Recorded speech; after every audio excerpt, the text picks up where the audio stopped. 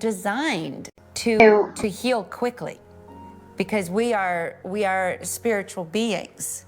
And it's just like clearing the windshield or clearing the window that we're looking out of that will allow us to heal. And I'm really an advocate for not making it too complicated. And here's the interesting thing. Research has shown where they did two groups. One group got fake radiation. That means not even real radiation. And 1/3 of them lost their hair. It is the power of our mind, the power of belief, and the power of our inner creations to manifest and produce healing or no healing. You're not broken, there's nothing wrong with you. You're successfully producing based on what you already hold in the background of your mind that you may or may not even know that is there. Well, what I've discovered is that the universe is really extremely willing to play with you if you will play with it. And most people are braced against life, and they are expecting the worst. They've experienced the worst. It's a vicious cycle.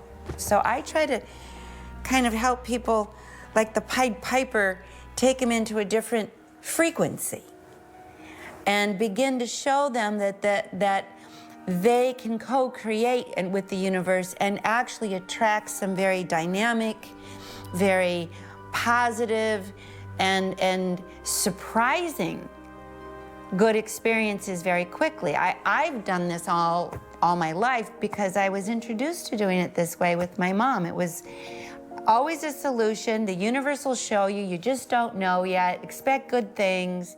So what I found is that by releasing these trapped emotional energies that were invisible, I could change how people felt, and I could change people's pain level instantaneously in many cases. And I finally realized that we could get people well who had been told that there was no cure. Now, when a medical doctor tells you that there's no cure, what he really means is that you can't be cured with drugs or with surgery. True transformation comes when we break free from the chains of those emotional addictions, when we begin to go into the operating system where those programs exist, and we begin to make transformational changes. And the side effect of true transformation is called joy. Now, that elevated emotion is a liberation of energy out of the body. And the body is freed from the past, and it moves into the present moment, and we begin to experience the second type of emotion. We begin to feel joy, goodwill, gratitude. Because if you let yourself feel and be present, everything becomes possible. In the world as we see it, this beautiful illusion we find ourselves in, gets very flexible, very malleable, and very fun.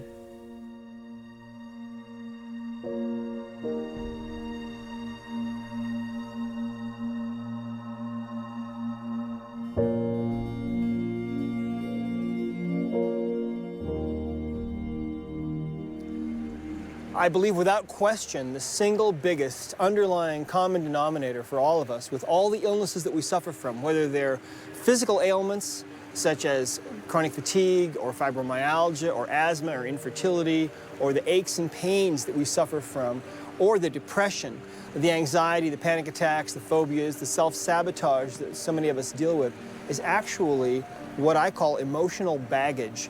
It's actually the trapped emotional energies that are still with us from those emotional events that we have passed through in our lives, from our divorce, from our abuse as a child, from our difficult work.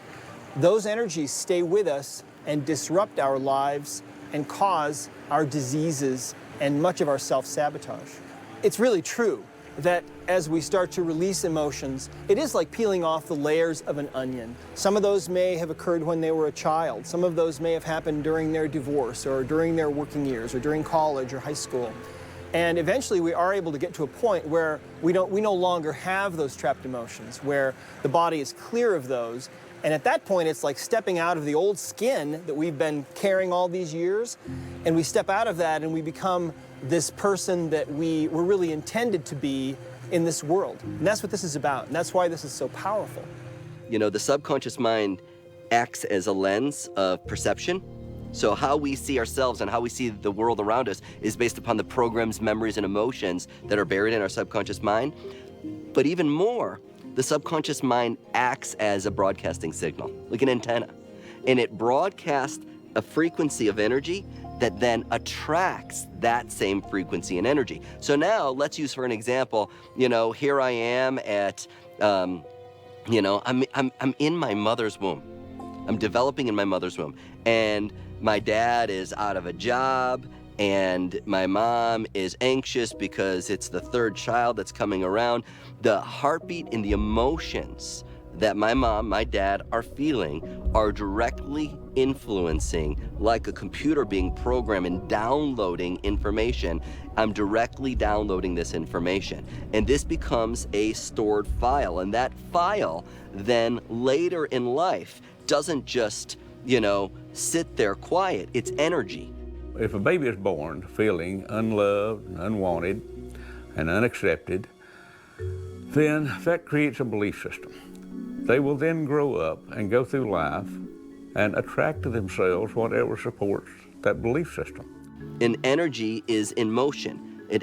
So it stays in motion. And when it gets triggered, that energy gets triggered, it broadcasts a signal that then attracts people and circumstances that give me the same experience, different face, different name, but the same kind of experience in my life today. This is patterns. The key is to begin to understand that there are emotional patterns that we carry in our life that, as a result of these emotional patterns that are in our subconscious mind, influence our relationship with money, influence our relationships with each other, influence every aspect of who we are.